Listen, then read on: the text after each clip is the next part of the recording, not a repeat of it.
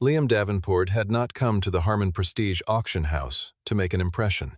He arrived with a car beneath an old canvas tarp, a 7-year-old girl holding his hand, and a thin folder tucked under one arm. The room went quiet when the tarp came down, and then the laughter started. Giselle Harmon, CEO of Harmon Prestige, studied the rusted frame from one end to the other and set it in front of every client present. Why would anyone bring scrap metal here? Liam did not answer. He placed the folder down on the table and simply waited. Liam's answer never came from his own mouth. It came from the man who had just walked through the door.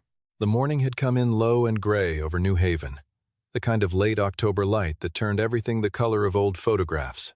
Inside the garage behind the house on Prospect Hill Road, the overhead bulb buzzed and threw its pale circle across the concrete floor. A camping pot gurgled on a hot plate in the corner. The smell of coffee and cold metal and motor oil had settled into every surface of that room, the way smells do when they have nowhere else to go, absorbed into the walls and the workbench and the seams of old wood, until the smell became indistinguishable from the space itself. Carenza Davenport sat on the old wooden stool by the workbench, feet not quite reaching the floor.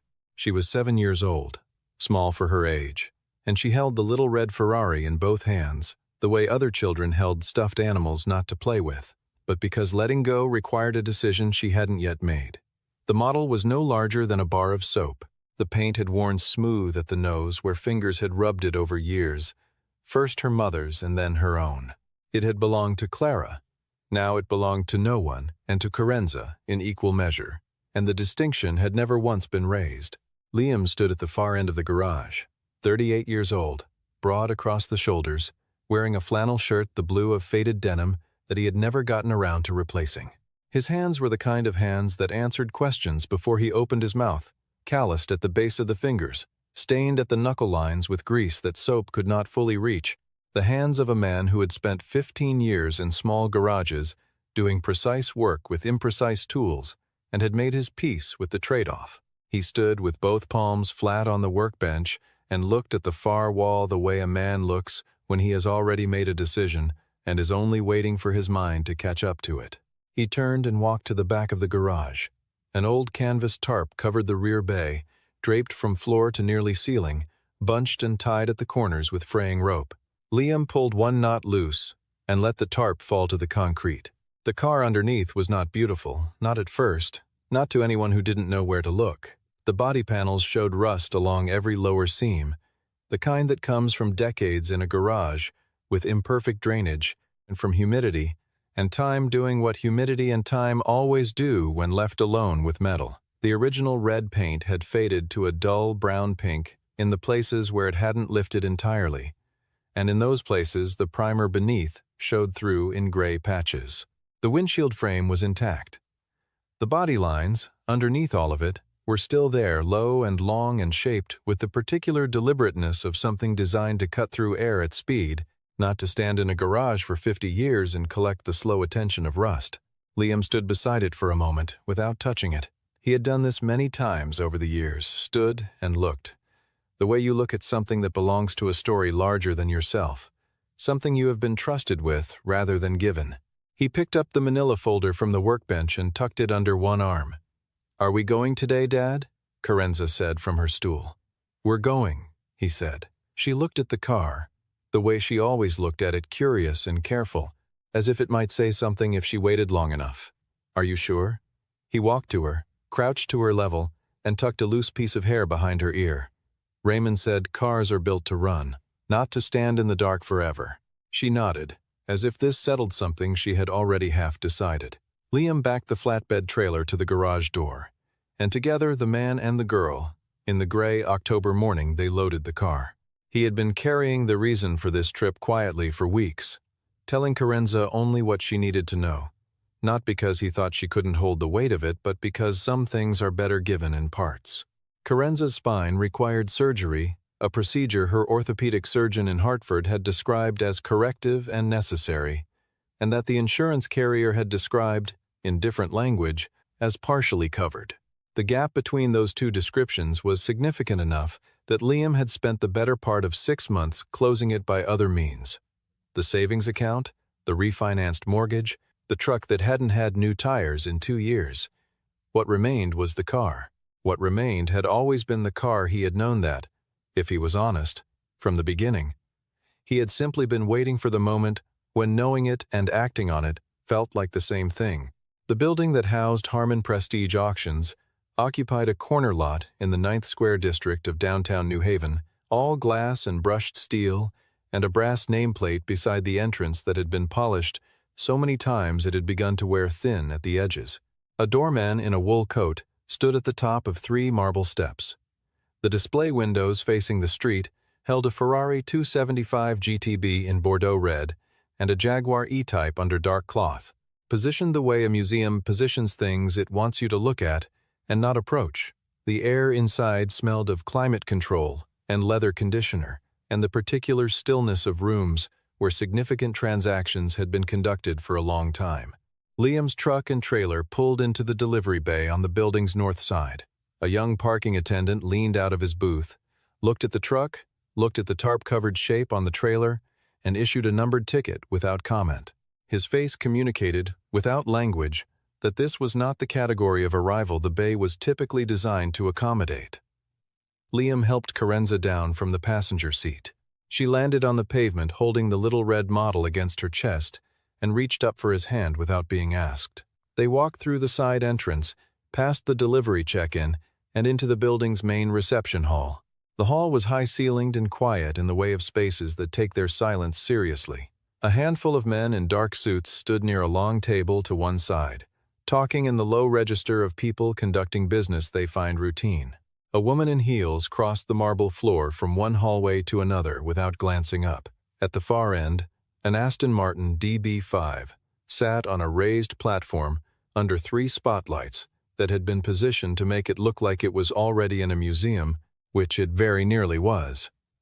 The woman at the reception desk, her placard, read Hannah Cross. Client Services looked up from her keyboard, looked at Liam, looked at Carenza, then looked back at her screen long enough to confirm the appointment. Liam Davenport, 10 o'clock, submission intake. She directed them to the assessment wing on the lower level. A man named Aaron Cole appeared from a side corridor, early 30s, navy suit, small enamel pin on the lapel, and offered to show them back. He held doors, said the right things, and kept his face in the expression of someone performing courtesy for someone he had already made a quiet judgment about. The assessment room was large and white-lit, the kind of light that showed everything. 3 other vehicles were already positioned. A Porsche 356, being documented by a technician with a camera, an old racing prototype on jack stands with a man working underneath, and an Alfa Romeo coupe in navy that someone had draped in a padded transport blanket. The room smelled of rubber and light oil and the faint metallic edge of professional attention, the smell of rooms where things were looked at closely, where surfaces mattered. Liam walked the trailer in through the wide bay door, cut the straps, walked to the front of the covered car, and pulled the tarp down in a single motion. 2 of the technicians looked up. A third set his camera down. The way they stopped looking, the way they turned their attention deliberately back to their own work, as if they had collectively decided not to register what they had seen, said more than any comment would have. Aaron Cole stood at the edge of the room with his clipboard, and an expression that had shifted from courtesy to something closer to careful neutrality. Then the door from the upper hallway opened, and Giselle Harmon walked in.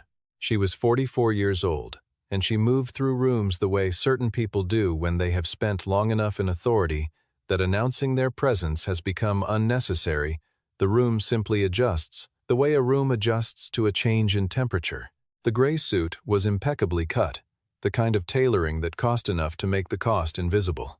Her dark hair was pulled back smooth and low at the nape of her neck. She did not look around when she entered. She looked at what she looked at, and everything eagles in her field of vision won her eyes found the car. She stood still for a moment. Then she looked at Liam, the full-length look, unhurried, from the worn flannel collar to the scuffed work boots, the kind of look that is not really about seeing but about placing, about deciding in advance where something belongs. She walked toward the car slowly, arms crossed, and stood at its nose studying the rust and the peeling paint and the dull chrome with the expression of someone who has seen a great many things and learned to immediately recognize the ones not worth her time. She walked the full length of it, heel to toe on the concrete, and when she reached the tail, she turned back to face the room.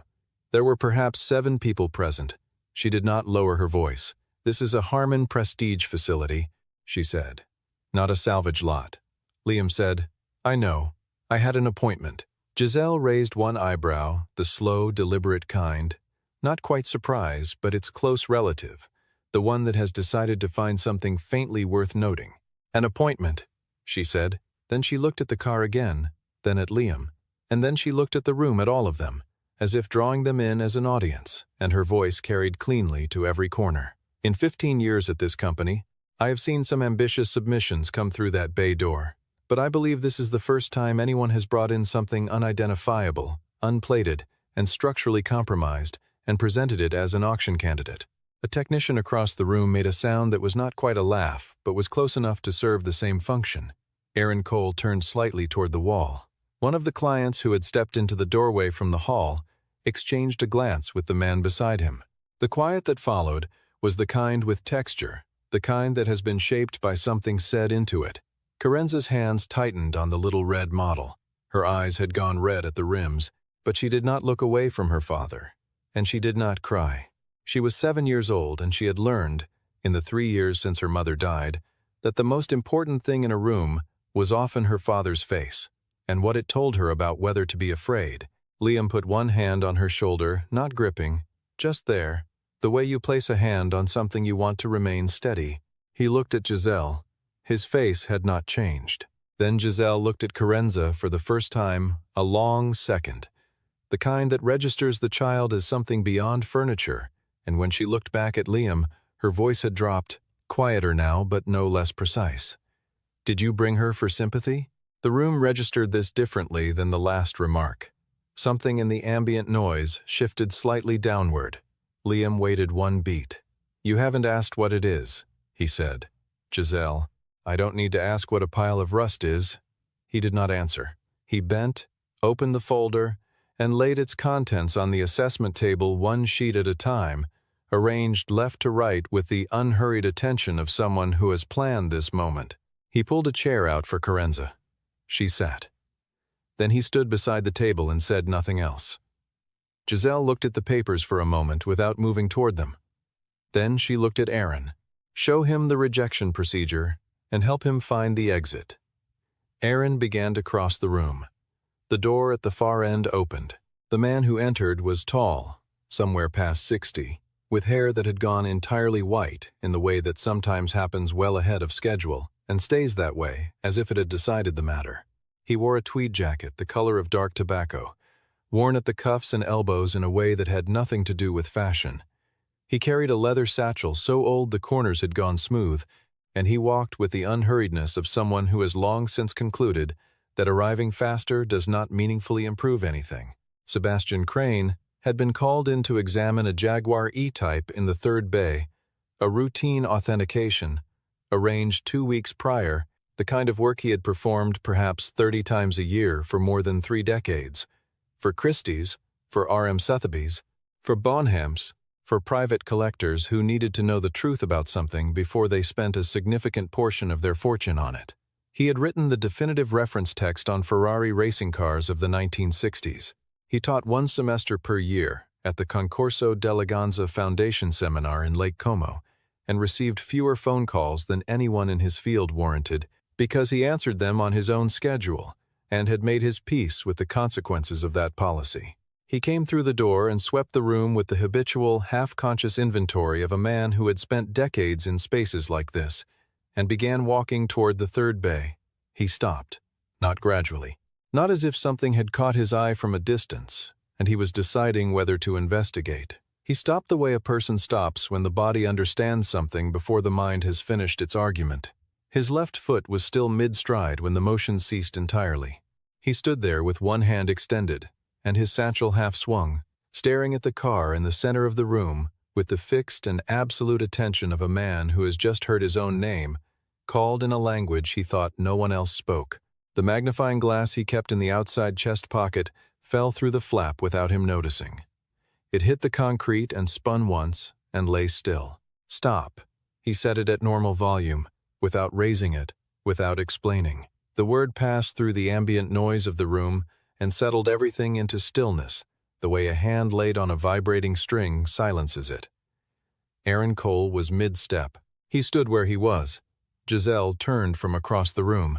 "Sebastian, you're late," I said. "Stop." He set his satchel on the floor where he stood, retrieved a small flashlight from his inner jacket pocket, and walked directly to the car's left side, without looking at anyone.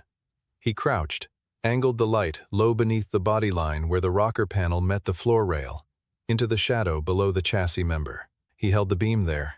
His lips moved slightly.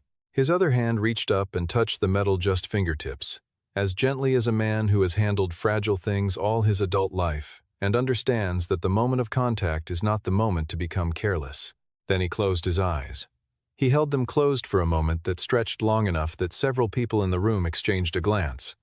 When he opened them, his hand was still on the car. He rose slowly, keeping the flashlight on, and turned to look at Liam Davenport, not the appraising look that Giselle had given him, but something different, something that belonged to a different category of recognition entirely. The look of a man who has spent a significant portion of his working life searching for something, and is now standing 3 feet from it. "Who are you?" Sebastian said. Not a question in the usual sense, more like the opening line of something that needed to be established clearly before anything else could proceed. "Liam Davenport. This is my late wife's family's car. Her name, Clara. Her maiden name was Holt. Her great-grandfather was Raymond Holt."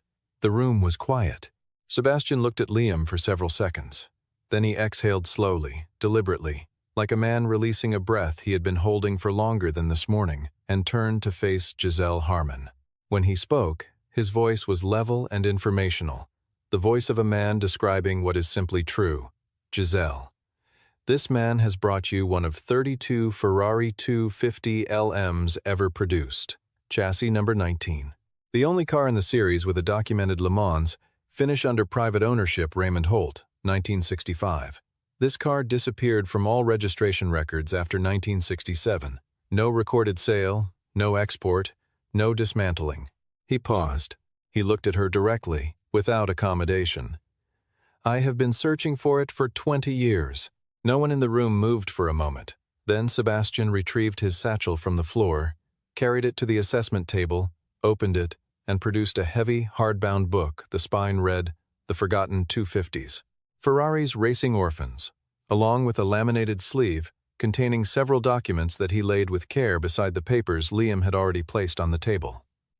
He did this without performance, with the directness of a man who has decided to be useful and is proceeding accordingly. "The Ferrari 250 LM, he said, not for the room's benefit, but because this was information that needed to be heard accurately, and he was the person best qualified to provide it, had been produced in limited numbers between 1963 and 1965.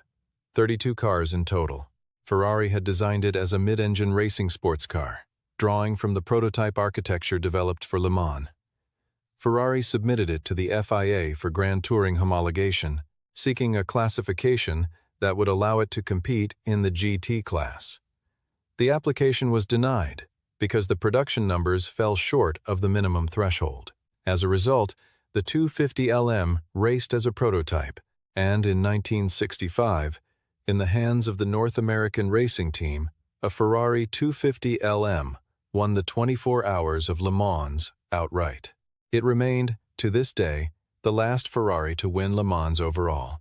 The market value of a verified, unrestored 250 LM with original provenance documentation was, at current comparable sales, somewhere between $15 and $22 million. Chassis number 19 had its own history within the series. It had been driven at Le Mans in 1965 by an American amateur, Raymond Holt of New Haven, Connecticut, running as a private entrant in a year that saw factory teams and well-funded privateers share the same circuit. Holt had not been expected to finish. He finished. Then he had the car shipped home to the United States, registered it privately in New Haven County, had it serviced once at a facility in Middletown, and after that removed it from any form of public record. No sale, no export, no dismantling on record. The car simply ceased to appear in any documentation after 1967. Sebastian had written a full chapter about Chassis 19 in his reference book.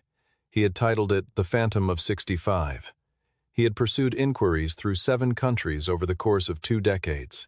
He had twice received information that turned out to describe a different car, a different number, a different story. The chapter had remained, in every subsequent edition of the book, the only one that ended without resolution. Liam removed the contents of his folder 1 page at a time and placed them on the table. The first was the original title, New Haven County, Connecticut, dated February of 1966, bearing Raymond Holt's name and a street address in the East Rock neighborhood.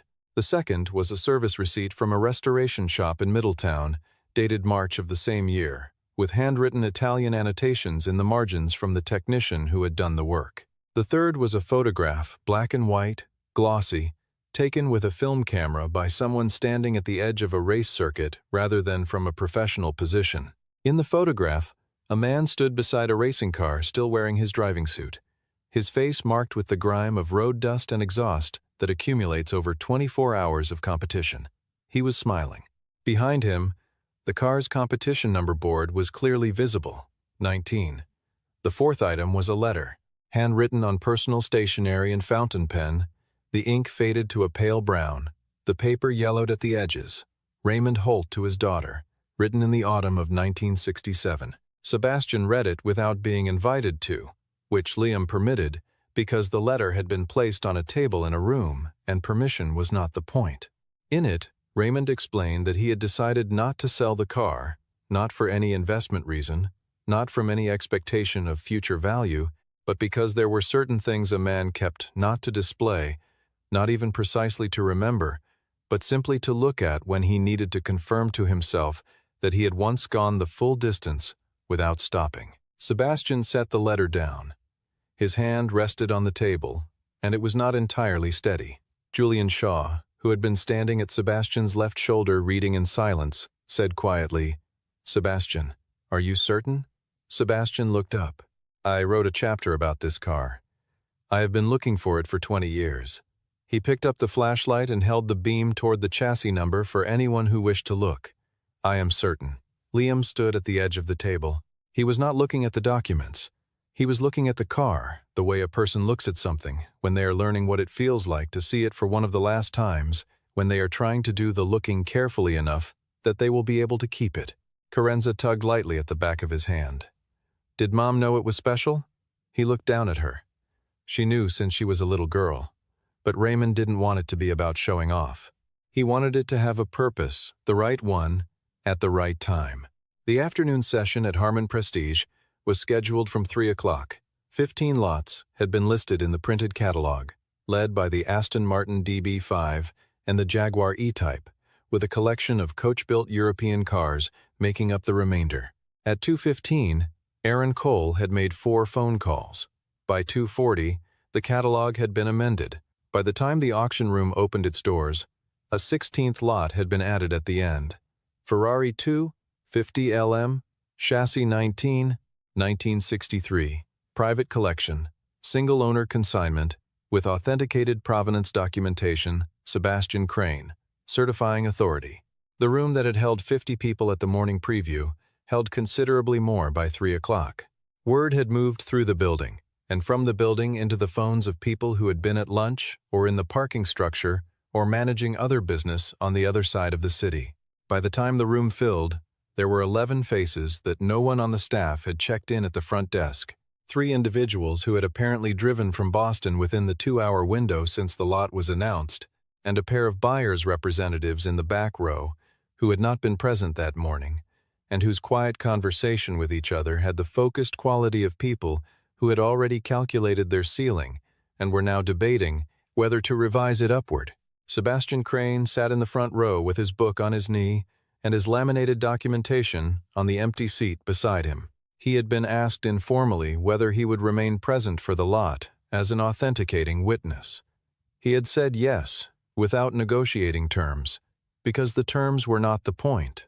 Giselle Harmon presided from the podium at the front of the room with her customary economy of language precise, efficient, neither overselling nor underplaying, conducting the first 15 lots with the authority of someone who is very good at her work and knows it. Whatever had occurred in the assessment room that morning was not visible in how she conducted the afternoon. Liam and Carenza sat in the third to last row. Carenza had the little red model on her knee, both hands resting on it, watching the front of the room without particular expression. She had kept it there, through the administrative hour, through the consignment signing, through the entire interminable legal patience of the paperwork. She had not put it down. The Ferrari lot was announced without fanfare, in the same register as everything that had preceded it, because Giselle understood that a thing does not need to be shouted to be significant, and that sometimes restraint is the most effective amplifier. The opening bid was set at $8 million. Sebastian's figure, grounded in comparable sales for 250 LMs, in unrestored but fully original condition. The number appeared on the board at the front of the room in clean type. Julian Shaw raised his paddle without hesitation. 8 million. A phone bank representative raised her hand. 8.5. Julian. 9. A second phone entered.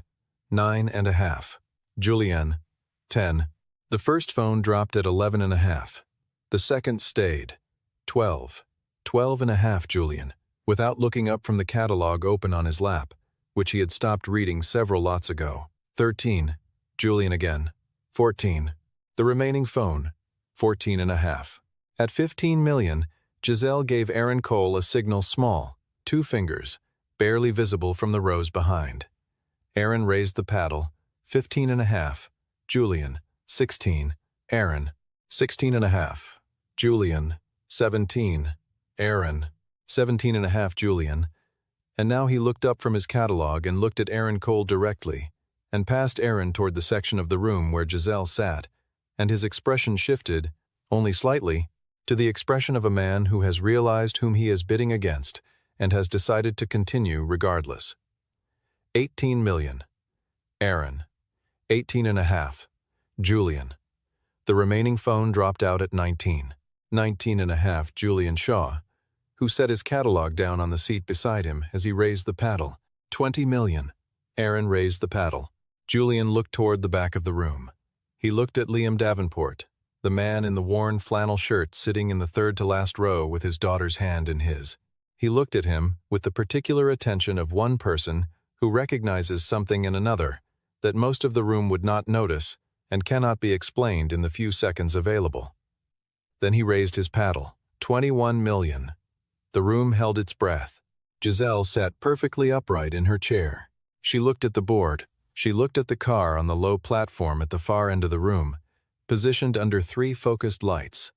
The rust and the faded paint, somehow made more significant by the illumination rather than less, the way certain things require the right light to reveal what they have always been. She looked at Aaron. She gave one nod. 22 million. Julian Shaw set his paddle on the seat beside him and did not lift it again. The gavel came down. The sound of it traveled through the room the way sound travels in a space that has gone very still, clean, and complete, with nothing to absorb it. Carenza heard it and looked at her father. Liam was looking at the car. When the signing was done and the room had begun to empty, Sebastian found Liam in the corridor outside the assessment wing. Carenza had fallen asleep against her father's shoulder. He was carrying her with one arm under her knees, her head against the side of his neck. The little red model was still in her hand. Sebastian did not say anything for a moment. The hallway was quiet and fluorescent, and they stood in it the way 2 people stand when they have been through the same strange afternoon and are still adjusting to the other side of it. "Did you know what you had before today?" Sebastian said. "Yes," Liam said. "Clara showed me everything when we were first married. The documents, the photograph, she'd known since she was a child. And you held it all that time." Clara was still alive. The car was the last real connection she had to Raymond. I wasn't going to sell it while there was something else to try. He looked at the wall across the corridor. After she died, it felt like dismantling something she'd left behind on purpose. I couldn't bring myself to it. But now, Carenza needs surgery. He said it without decoration, the way people state the condition that has reordered everything else, when there is nothing to be gained from framing it differently. Her spine. The cost is significant. This was what remained. Sebastian was quiet for a time. He was a man who had spent his professional life studying the histories of objects, what accumulated in them, what they witnessed, what meanings settled into them through decades of handling and care and deliberate preservation. He did not say he was sorry, because sorry was not the right instrument for what had just been said. He simply stood with it, which was the thing that was needed.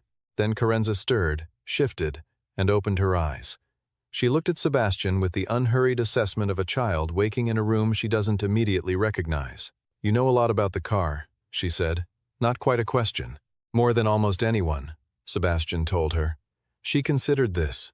"Do you know what Raymond looked like when he was happy?" Sebastian looked at her carefully. "I've read the race records. I've studied every photograph taken at the circuit that year." He paused. He looked like a man who had just finished something very difficult and was glad he hadn't stopped before the end. Carenza looked at him for a moment longer. Then she held out her hand, the one without the model, and Sebastian, after a brief pause, reached into his satchel and produced a copy of his book. He placed it in her palm. "Every word I know about that car and that race is in here," he said. "When you're old enough to read it, I'll answer any question it doesn't." She took the book and held it the same way she held the model, as something that belonged to her now and that she intended to keep.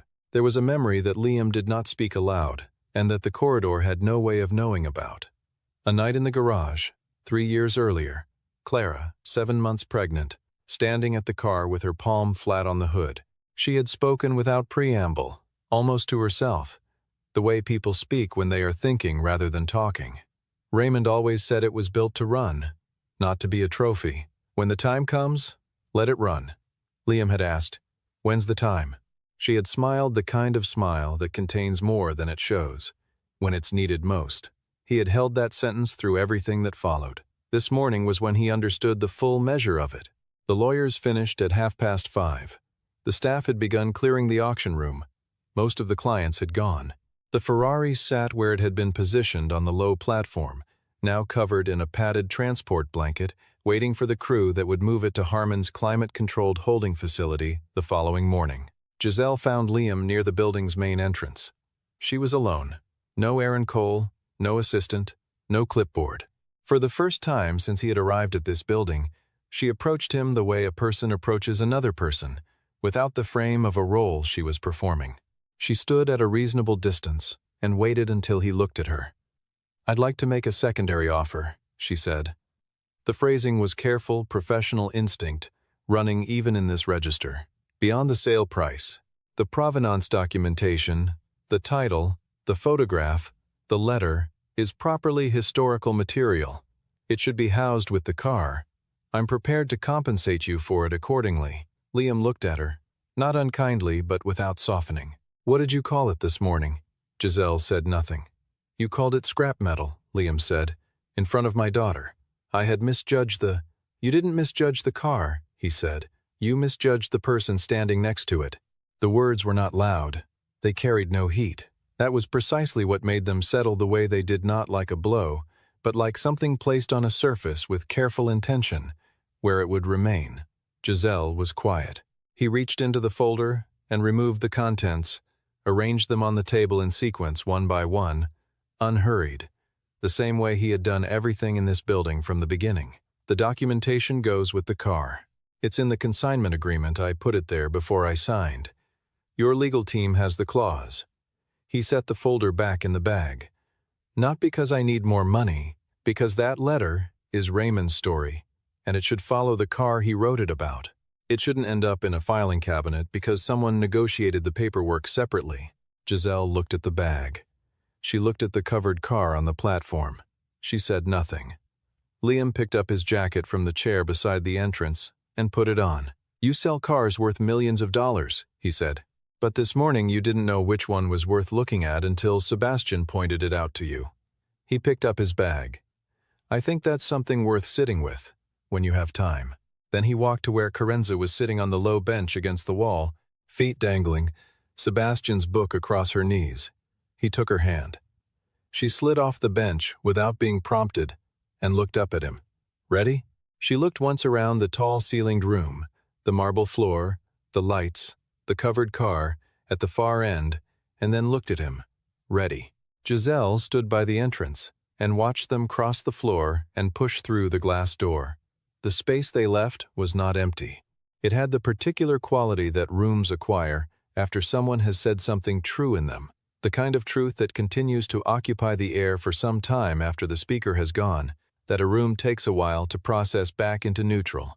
Sebastian was still in the building when they passed him in the outer corridor.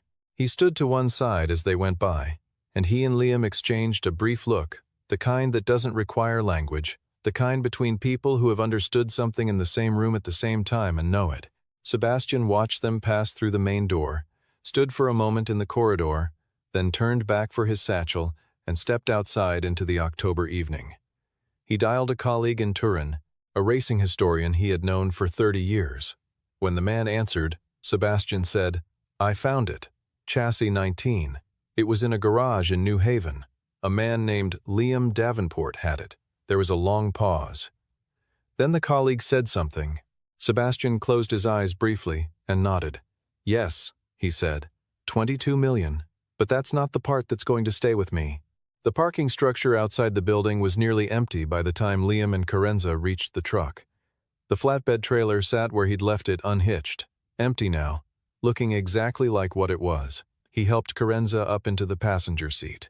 She buckled herself in with the practiced efficiency of a child who has done it thousands of times, and settled back with Sebastian's book on her lap and the little red model in her right hand. Liam walked around to the driver's side and got in. He sat for a moment without starting the engine. Through the windshield and through the parking structure's open face, he could see a slice of the building's rear, the high windows, one light still burning inside, the Harman Prestige nameplate on its bracket above the service entrance. He started the truck. The engine turned over with the particular complaint of engines that have earned the right to complain rough at idle, settling after a moment into its usual uneven rhythm, nothing like the precision machinery that had just sold for $22 million in a room with marble floors.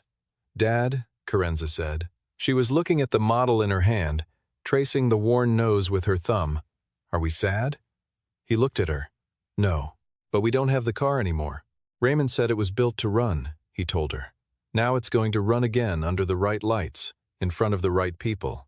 That's what it was for." Carenza thought about this with the particular seriousness that 7-year-olds bring to questions they have decided are important. Would Mom be happy?